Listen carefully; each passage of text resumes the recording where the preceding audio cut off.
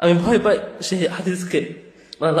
রাসূল ইসলাম বলছেন যে সবার আগে জাহান্নামে যাবে শহীদ, শহীদকে জাহান্নামে দেওয়া হবে। তারপর বলবে, শহীদ বলবে, ইয়া আল্লাহ আমি তো শহীদ হয়েছি, আমাকে জাহান্নামে দিচ্ছেন কেন?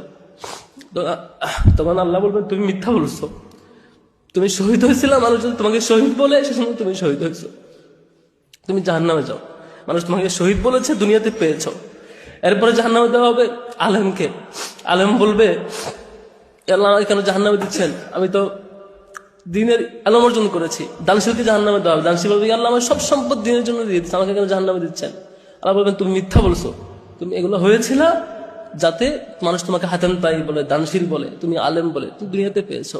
আমি ভয় পাই, সত্যি আমি ভয় পাই, যদি আমি শিবিরের দায়িত্বশীল হিসাবে কখনো যদি এই প্রশ্নের শিকার হইতে হয় যে তুমি জিএসপি ছিলা, তুমি সভাপতি হয়েছিলা মানুষের প্রশংসা পাওয়ার জন্য, দুনিয়াতে পাইছো তুমি জাহান্নামে যাও।